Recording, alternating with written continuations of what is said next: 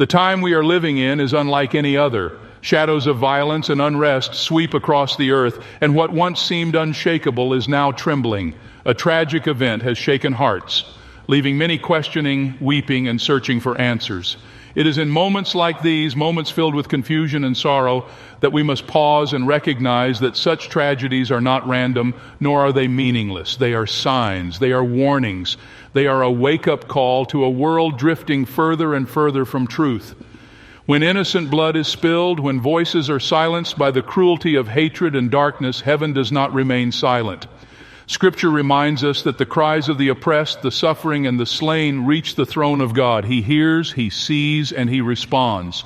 But the question we must ask ourselves is this: are we listening to what He is saying through these sobering moments? Or are we numbing ourselves with distraction, entertainment, and denial? This moment is not just about grief, it is about urgency.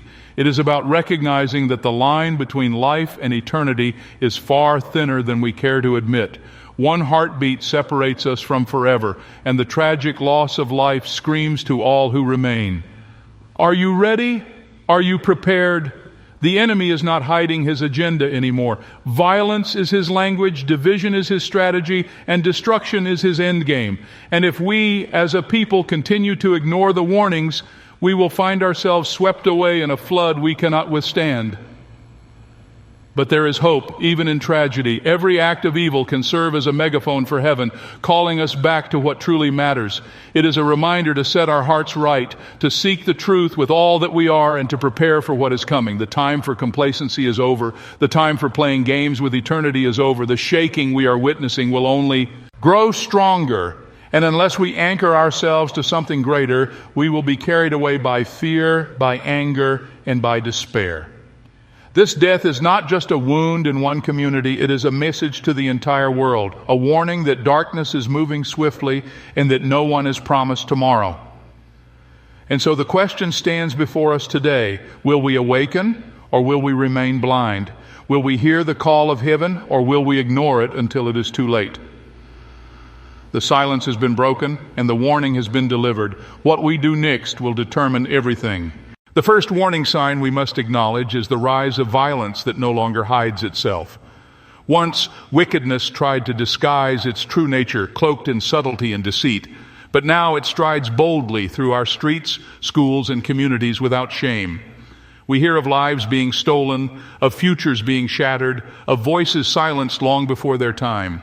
Each act of brutality is not just a crime against humanity. It is a spiritual marker, pointing to a deeper sickness within the soul of our world. It tells us that the restraint once holding back evil is loosening, and the darkness is gaining confidence. This is not merely about one tragic moment. It is about a pattern forming before our very eyes, a pattern Scripture has already warned us about, that in the last days hearts would grow cold, love would fade, and violence would increase. When blood cries out from the ground, heaven takes notice, and so should we. To ignore it, to numb ourselves with distractions, is to miss the urgent message. Every act of violence is a trumpet blast telling us that time is running short and that humanity is drifting further from the light into the shadow.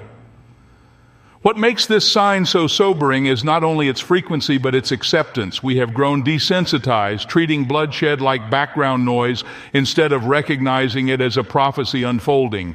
The breaking of silence in such a time is not to stir fear, but to awaken conviction, that if we do not return to truth, the wave of violence will not recede, but swell. The second warning sign is the spirit of division that is tearing people apart with unprecedented intensity.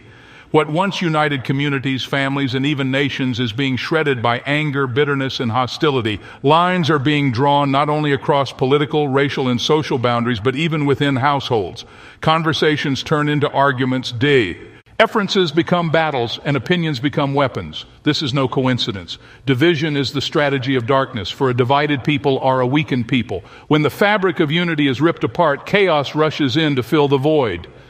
The tragedy we mourn is not just the loss of a life, but the evidence of a deeper fragmentation, a world where people see one another not as fellow humans, but as enemies to be defeated. This spirit of division has been unleashed, and its fruit is everywhere. Anger on the streets, hatred online, estrangement in homes, and betrayal in friendships. The more we feed it, the stronger it grows, and as it grows, so does the danger, for division blinds us to the real enemy. Instead of recognizing the spiritual war raging around us, we turn on one another, wasting our energy on battles that only fuel the darkness. This division is not harmless. It is a warning that the enemy is succeeding in isolating and weakening humanity so he can destroy without resistance. The third warning sign is the corrosion of truth in a culture that now thrives on lies. We live in an age where deception is celebrated, where people no longer ask what is true, but instead cling to what feels good or what benefits me.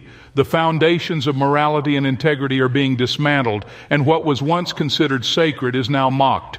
When truth is lost, justice falters, and when justice falters, corruption spreads like wildfire. We see it in leaders who twist reality, in media that manipulates narratives, and in communities where falsehoods destroy reputations and lives. This is not accidental. It is intentional. The enemy of our souls is called the father of lies for a reason, and he knows that if truth can be silenced, people will wander in confusion until destruction overtakes them. A society built on lies cannot stand, and every tragedy we witness is amplified by the deception surrounding it. In moments like these, when truth should shine brightest, lies are often louder. But lies are fragile, and they collapse under the weight of reality. The corrosion of truth is a warning sign that the foundation of the world we know is crumbling, and unless we return to what is eternal and unshakable, we will be left standing on sinking sand. The fourth warning sign is the increasing boldness of evil. It no longer hides in dark corners. It marches in daylight, demanding to be seen, accepted, and even celebrated. What was once whispered in secret is now broadcast on platforms, printed in headlines, and defended in public debates.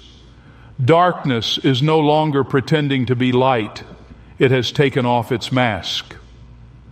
When people begin to call evil good and good evil, when corruption parades itself as freedom and immorality is wrapped in the language of progress, we know we are witnessing a dangerous turning point. This boldness of evil is not simply cultural, it is prophetic. It is the sign of a world that has chosen to reject the voice of truth and embrace the seductive voice of destruction. And with each act of boldness, evil grows more aggressive, testing how far it can go before resistance rises. The tragedy we face is a chilling reminder that evil, once tolerated, never stops at tolerance. It demands dominance. And if people do not awaken, if they do not push back with light, evil will continue its march until it consumes everything in its path. The fifth warning sign is the weariness of souls. People are tired, not just physically, but spiritually, emotionally, and mentally. The weight of constant bad news, the pressure of uncertainty, the burden of loss, all of it is creating a generation on the brink of despair.